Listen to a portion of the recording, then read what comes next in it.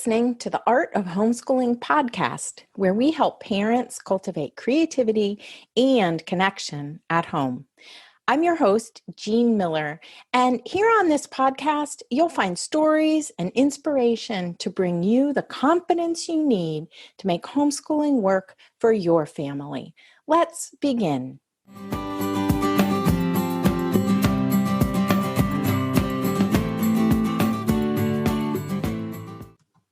Well, hey there, my friend. Welcome to episode 101 here on the Art of Homeschooling podcast.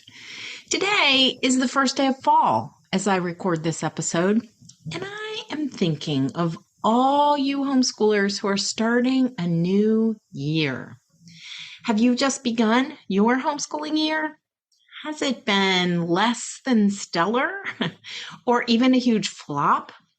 Well, I want you to know, first of all, you are not alone.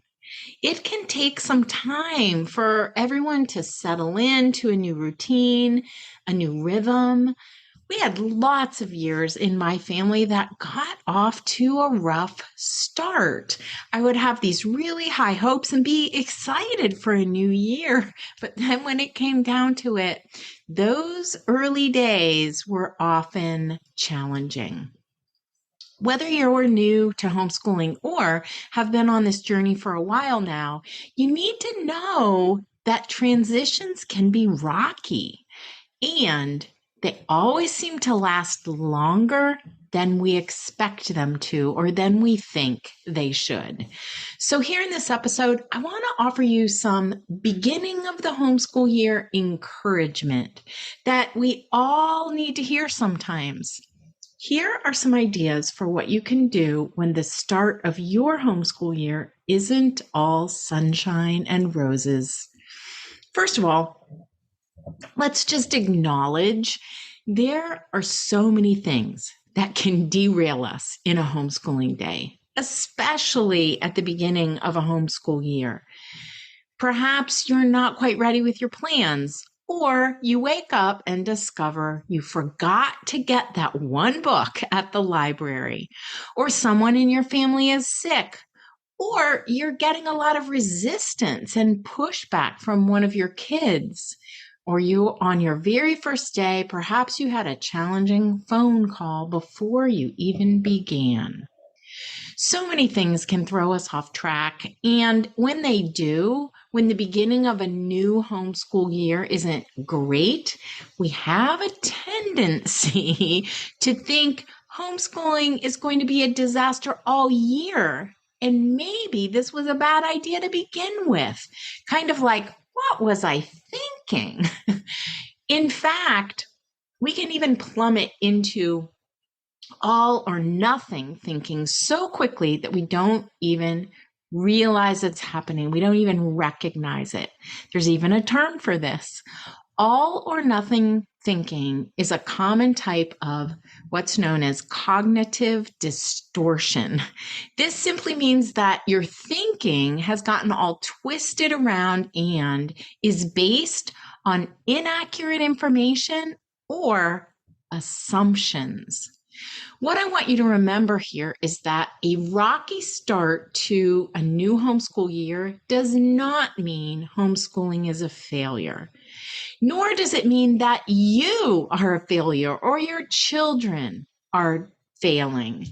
That's good news. Wouldn't you say?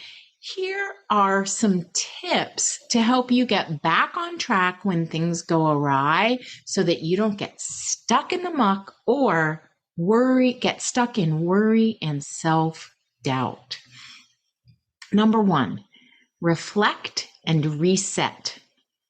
Any new year or new season is a really good time for us to reflect.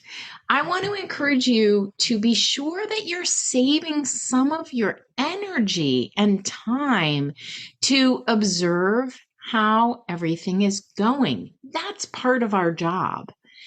But also be sure to give give the newness some time to settle in. Not just days. I'm not talking just days, but a few weeks or even a whole month. Don't give up or change things too soon. Even if you're getting pushback, And be sure to just change one little thing at a time so that you can see if it helps. But above all, set aside some time to reflect and reset. Number 2, establish clear rhythms and routines. Whenever we begin a new year or even a new season, it's so important for us to establish clear routines that everyone is aware of. This is why I often say to homeschoolers, create your daily rhythm and hang it up on the wall. Make a chart, hang it on the wall. I know at the start of a homeschool year, we don't always know what the rhythm or routines are going to be. So it does take a little bit of experimenting and tweaking, but just give it your best guess. In my case, I had a really hard time envisioning how our days would play out. Perhaps this is you as well. I would wonder, did we have too many activities going on or not enough? Would we feel tired after an outing or energized? Any of this sound familiar? That's where the reflecting I was talking about comes in. But also, be sure that your kids know ahead of time what the general rhythm will be. This is often referred to as giving them a preview of their day or their week ahead.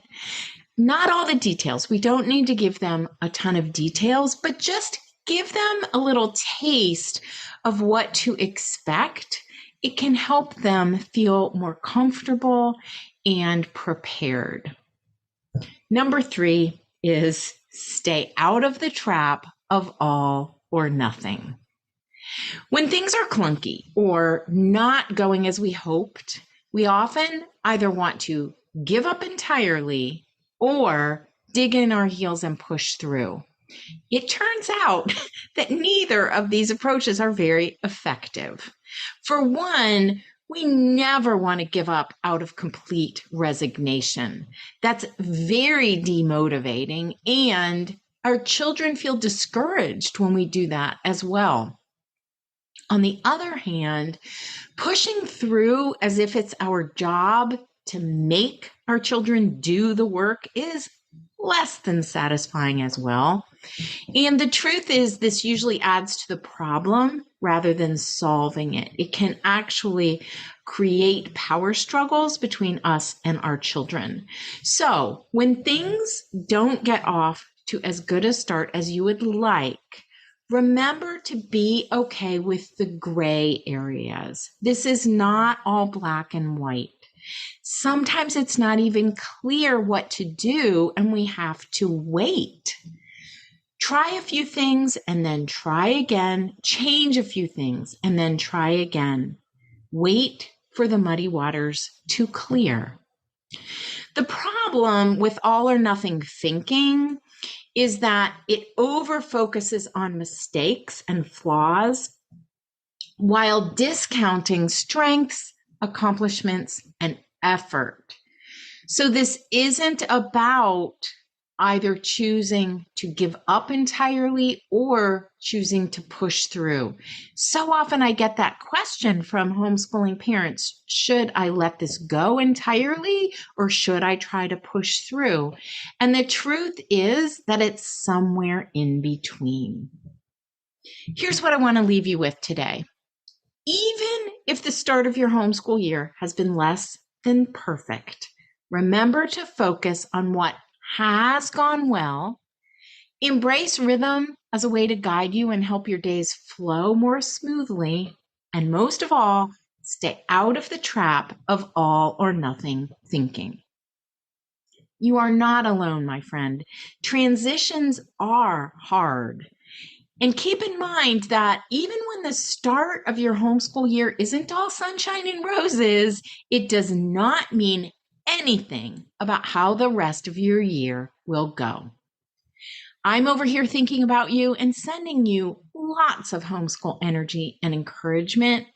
If you want even more support, check out my Inspired at Home membership community. You can find the show notes for this episode, including a link to more details about Inspired at Home, over at artofhomeschooling.com/episode 101. That's all for today, my friend.